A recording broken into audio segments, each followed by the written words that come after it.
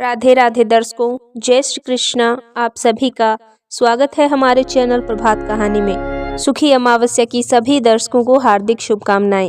आज मैं आप सभी को सुखी अमावस्या व्रत की कथा सुनाऊंगी। एक नगर में एक राजा राज्य करता था। उसकी प्रजा और परिवार में सब आनंद से रहते थे। राजा की रानी धार्मिक और प्रजा की प्रेमी थी। राजा के महल के सामने एक साहूकार की हवेली थी। राजा की रानी और सेठ की पत्नी में गहरी मित्रता थी। रानी अपनी सारी प्रजा को प्रेम से रखती थी। एक रोज साहूकार की हवेली से सेठानी की रोने की आवाज सुनाई दी। सेठानी जोर जोर से विलाप कर रही थी। रानी ने हवेली में रोने की आवाज सुनी तो रानी ने राजा से इसका कारण पूछा। राजा ने कहा कि सेठ का पुत्र मर गया है, सो सेठ की पत्नी और लड़के की माँ दुखी है। रानी बहुत भोली थी। उसने राजा को कहा कि महाराज, दुख क्या होता है। राजा को समझ नहीं आया कि रानी को कैसे समझाएं कि दुख क्या होता है। रानी फिर से बोली कि बताओ दुख क्या होता है। तब राजा ने रानी से कहा कि तुम अपने कुंवर को मार दो, तब तुम्हें पता चल जाएगा कि दुख क्या होता है। महारानी ने अपने कुंवर को महल से नीचे गिरा दिया। भगवान की कृपा से कुंवर गारे पर गिरा और उसको खरोंच तक नहीं आई। रानी अपने कुंवर को फेंककर नीचे आ रही थी कि सामने से कुंवर आता दिखाई दिया।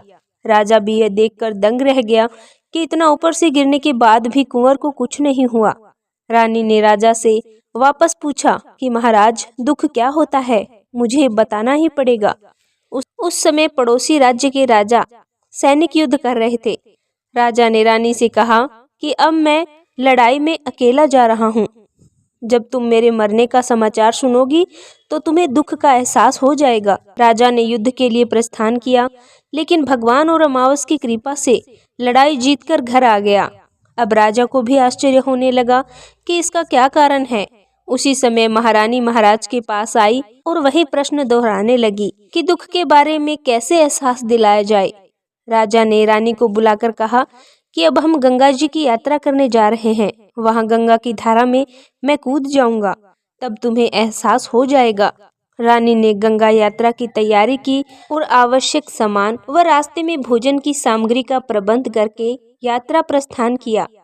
कैलाश पर भगवान शिव ने पार्वती से कहा कि सती, मैं आज कलयुग में सुखी आत्मा के दर्शन कराऊंगा। शिव जी ने बकरे और पार्वती ने बकरी का रूप धारण करके एक बावड़ी के पास चरने लगे। इतने में राजा रानी की सवारी आई। रानी ने सुंदर छाया और बावड़ी को देखा तो राजा ने कहा कि हम यहीं थोड़ी देर जलपान और विश्राम करके आगे बढ़ेंगे। राजा रानी ने वहां जलपान किया। उसके बाद रानी जल लेने बावड़ी पर गई। उस समय बकरी और बकरे का रूप धारण किए हुए पार्वती और शिवजी आपस में बात कर रहे थे कि स्वामी, इस रानी को दुख देखना है, मगर इसे दुख क्यों नहीं मिलता। रानी ने बकरी और बकरी को मनुष्य की भाषा में बोलते देखा तो गौर से उनकी बातें सुनने लगी। शिवजी बोले कि इस रानी ने सुख नाम की अमावस्या का व्रत किया था, इसलिए इस जन्म में ये रानी और सुख का आनंद ले रही है। सती, यह राजा गंगा में भी नहीं मरेगा। रानी ने उनकी बातें सुनी और राजा को आकर सभी बातें बताई। वे दोनों वापस अपनी नगरी को चले गए। राजा ने अपने राज्य में प्रजा को सुख अमावस के व्रत करने की आज्ञा दी। राजा हर अमावस को माँ की पूजा और कथा करने लगा। यह व्रत उस दिन शुरू करें जिस दिन शुक्रवार को अमावस हो। 21 अमावस तक इसका व्रत करें। पहले 5 अमावस गेहूं लाल कपड़ा दान करें, 5 अमावस मूंग, उसके बाद 5 अमावस चना, बाद में 5 अमावस मक्का और अंत में 21वें अमावस को चावल दान करें। दान में जैसा रंग अन्न का होता है वैसा ही कपड़ा दक्षिणा दान करें। व्रत के रोज गाय को हरा चारा और ब्राह्मण को भोजन और दक्षिणा देवें। जो मनुष्य श्रद्धा पूर्वक इस व्रत को करेगा, अमावस माता और भगवान शिव की कृपा से दुखों से मुक्त होगा।